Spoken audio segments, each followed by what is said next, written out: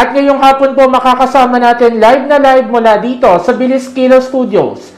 Ang kasama natin, araw-araw ang kasama natin sa bawat kilos, Ate Samira Gutoc. Hi, Bilis. Magandang hapon po, Ma'am Samira. Paalam ha, pwede? Yes po. So, umpisahan na natin mga kababayan ng ating kwentuhan at mainit na talakayan kasama ang senatorial candidate ng Aksyon Demokratiko, Ate Samira Gutoc. Thank you, Bilis. So, una po sa lahat, ma'am, maraming salamat sa pag-imbita, pagtanggap ng aming imbitasyon ngayong hapon na ito. Ang unang tanong po, sino ba si Samira Gutoc? Yes, thank you muna. Hi muna, Vince, sa lahat ng tagapakinig. Ang tagal ko nang wala sa mga studyong ganito. So, thank you for this. At ito nga, sa convention natin sa Aksyon Demokratiko, nagpakilala si Sam nung 2 weeks ago or 1 week ago sa online natin, 300, almost participants. At si Sam Gutoc is a Senator Raul Roco supporter. I'd like to start with that. Sa siyang babaeng nanggaling sa kabataang movement sa UP Diliman, nagprotesta din sa napakarami. 1991 po, US bases ang issue namin. So, sana hindi nakalimutan ng mga kasamang mga kabataan. Nandoon tayo po sa mga kalye. Doon sa college days po, I was president po ng UP Muslims, Vince. Tapos nag-president po naman ako sa Metro Manila-wide Muslim Youth. So, yun po ay mga kaalyado ng mga no to tuition fee increase, no to discrimination, wag saktan po yung mga manggagawa, kailangan po may kaakibat na proteksyon sa mga manggagawang Pilipino and all yung mga issues na nilalakad, minarcha natin dyan sa Mindiola. And after that po, nagmarawi ako kasi hindi ako natanggap sa trabaho. Nakwento ko rin sa convention na dahil nakaganito ako, Vince. Nakaka-relate ka, syempre, naghihintay ka ng dream job pero hindi dumating. So, naging newscaster na lang ako sa Marawi local. Then became a National Youth Parliament Vice President. Kasama ko si Secgen Leon Flores ng National Youth Commission, chairperson namin. So, I was one of his lecturers po on youth rights for Republic Act 8044, Youth in Nation Building. And then comes yung mga digmaan sa amin sa Mindanao, Marawi, Lanao, where I'm from. Doon po ako naging, not just a journalist, pero naging crisis worker, naging advocate sa pangkapayapaang proseso. So, hindi po pang beauty pageant sash po yung aming pangkapayapaan na advokasya. Because without health, without kapayapaan, Vince, wala po tayong health services. So, you can't deliver You can't let an ambulance pass by tapos babarilin siya. Nangyari po yan sa Marawi Siege. So, 2017, doon po ako siguro nakilala ng napakarami because I spoke in the joint martial law hearing in the Senate and Congress in Manila. And bless the soul of Chito Gascon, he brought me there upon a ticket that he provided just hours before my testimony. I don't know, Vince, kung na-follow mo yon. That was the most bashed moment na until now yata yung buhay ko, na I spoke about the martial law human rights violations na hindi na ililibing yung dapat ilibing ng mga tao for 3 weeks, Vince. Can you imagine? So itong quarantine, yung nangyari sa atin, hindi natin na ililibing yung mahal natin sa buhay. Nakita po namin yon. So I was the spokesperson of the Ranao Marawi Rescue Team. So in a nutshell po yon, yung 30 years, of course, naging legislator ako. Na-introduce niyo muna ako that. Then I was a legislator ng ARM. I was commissioner under President Duterte. I resigned because of the martial law.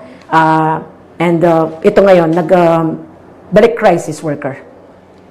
Ma'am Samira, sa hinaba-haba ng inyong tinahak na landas bilang civic leader, and hindi biro yung inyong pinagdaanan bilang civic leader sa Marawi, ano yung mga natutunan nyo bilang isang civic leader? Wow, ang dami po, Vince. Ang key lesson for one sa crisis is, or as being a civic leader, is konektado tayo. Hindi lang ay online, pero konektado tayo sa komunidad. Bilang isang leader, ang dinadala natin bilang government or even civil society leaders is the voice of the community. So, pangkabuhayan ngayon ang issues natin, pangkabahayan, ekonomiya. So, yun po yung dala natin ngayon bilang isang ina at civic leader na the right to information was very basic in any crisis. Nag-serve tayo sa Zamboanga Siege, humanitarian operations, Yolanda operations, Sendong, ngayon po sa Typhoon Maring. Tuloy-tuloy po ang Ako Bakwit. Shout out po sa lahat ng Ako Bakwit volunteers nationwide. Nandoon po sila sa Cagayan yesterday. And we also thank all the sponsors for the Ako Bakwit operations of last year's pagpupugay po sa lahat ng tumutulong. Ma'am, nabanggit nyo din na kayo nga ay naging kasapi ng Legislative Assembly ng Autonomous Region for Muslim Mindanao. Yes. Ano-ano yung mga legislative measures na inyong isinulong bilang kasapi ng Legislative Assembly? Education is key, Vince. I don't know kung scholar ka. Dahil scholar po ako ng UP. Free, almost free, no? Education. Very humbled po. Tapos Mindanao State University College of Law.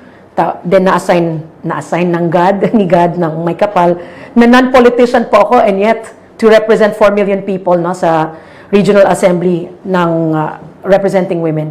Legislative measures, one was yung pagbayad po ng utang ng ARM sa gobyerno worth billions of pesos for the GSIS, unpaid remittances. Do you have a mother family na teacher?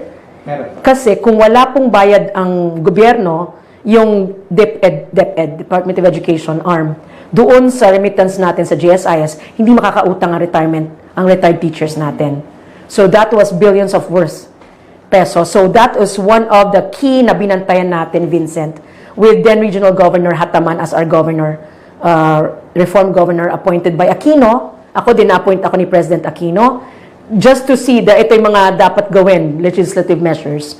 Second legislative measure, Education Act. Kailangan po may batas para sa ating mga kabataan or children. Did you know po, trivia lang, Vincent, that only 1 out of 10 children will graduate. So, hindi po the same classmate ang magiging classmate ng isang bata. At sa pinaka World Bank or UN na statistics right now or data that bansot pa rin ang kabataan ng bata, Pilipinas, yung malnourishment has not been improved, yung status ng ating kagutuman sa ating kabataan, bansot ang ating mga bata, bansot. So, ang mga bata ngayon ay binabantayan natin. So, that was a very major issue po yung Education Act, na pwede pong bantayan sila yung kanilang education scholarship. So, the Education Act was drafted, especially, Vincent, for Islamic studies, Arabic studies, kasi nga, to combat terrorism at violence at kriminalidad, pornografiya, kailangan yung kabataan ay edukado, nag-aral. So, napakahalaga, Ma'am Samira, talagang totoo yun, na napakahalaga ng edukasyon. Ngayon na kayo ay lalaban ulit sa Senado, ano yung mga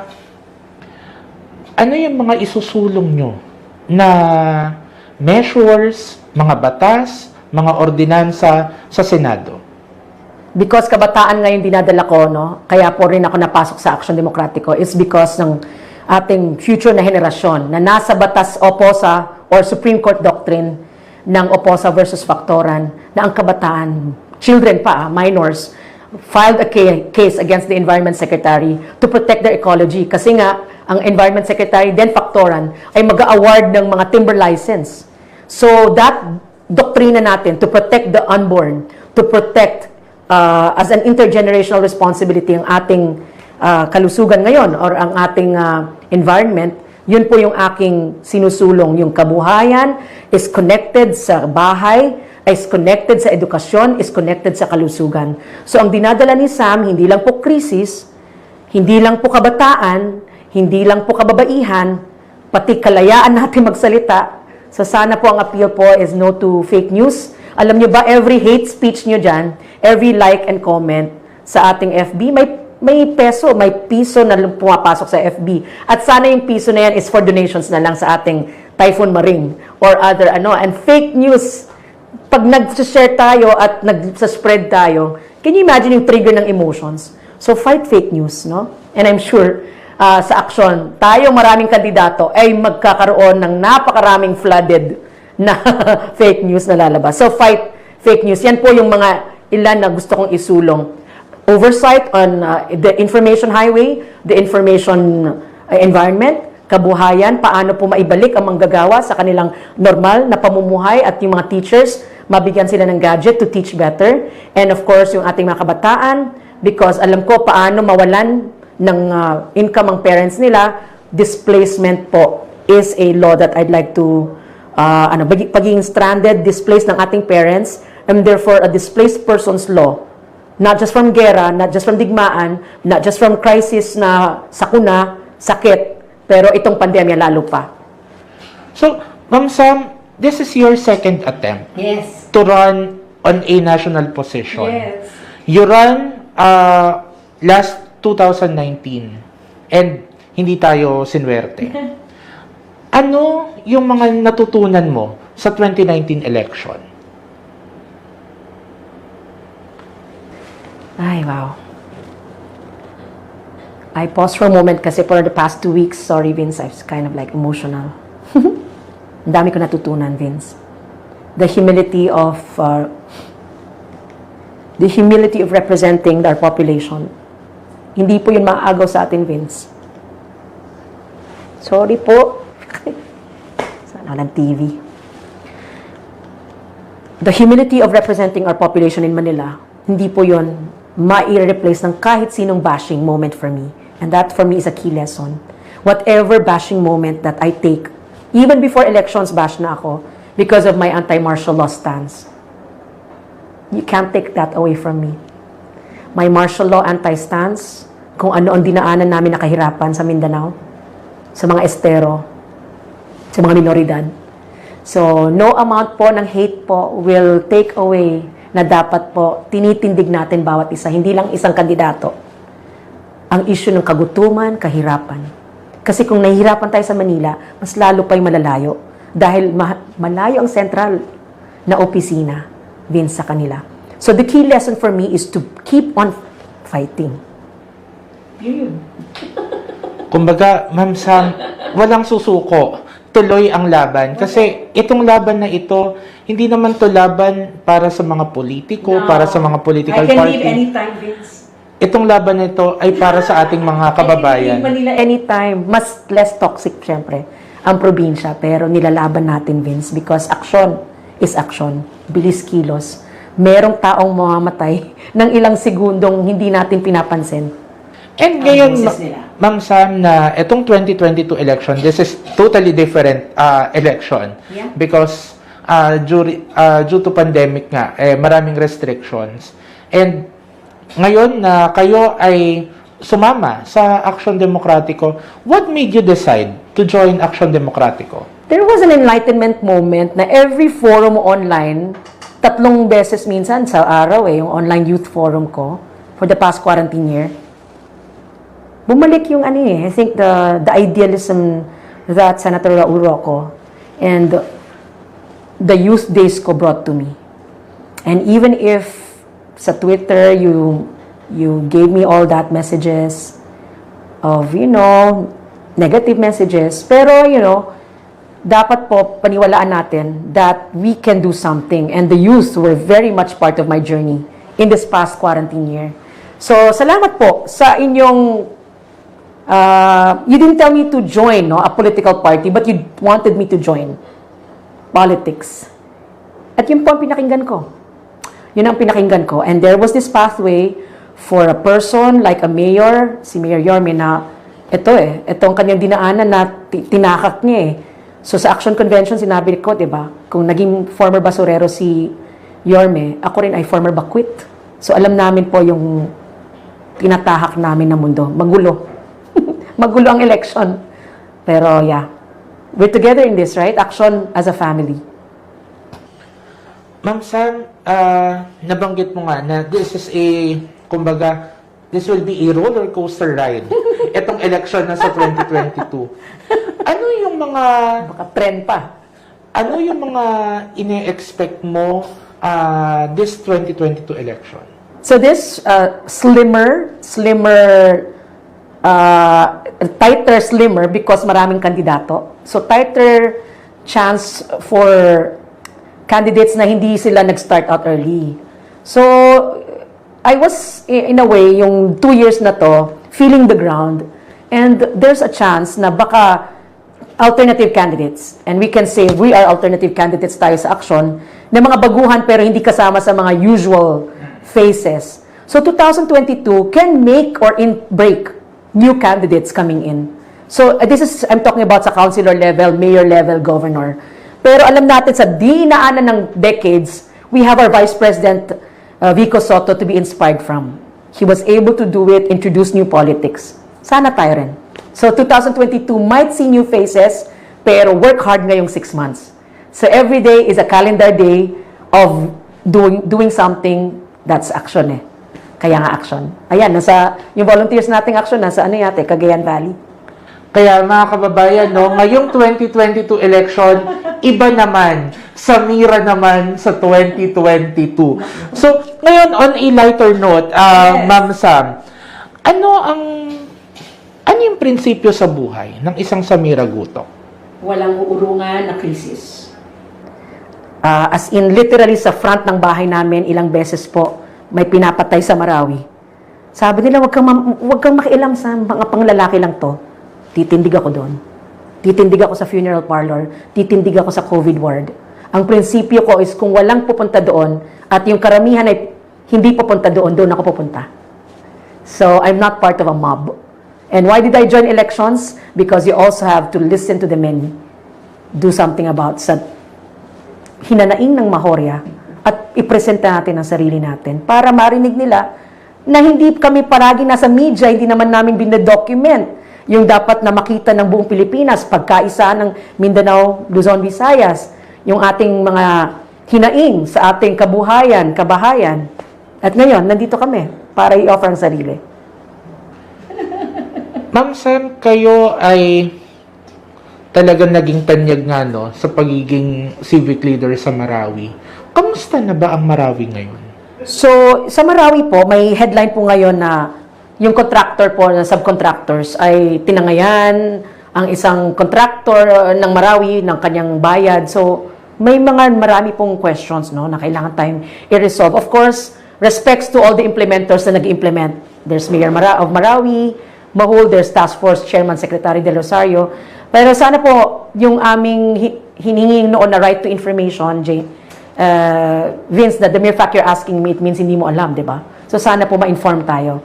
So, 5 mosques have been opened up, pero wala naman taong magsisimba, di ba po, kung hindi mo na ibalik yung tao sa ground zero. So that's what we want po. Yung pag-alis sa kanila ng, paglikas sa kanila ng forcible departure, forcible entry naman sana, or voluntarily ipabalik natin na po yung mga taong kailangan ng mamuhayan.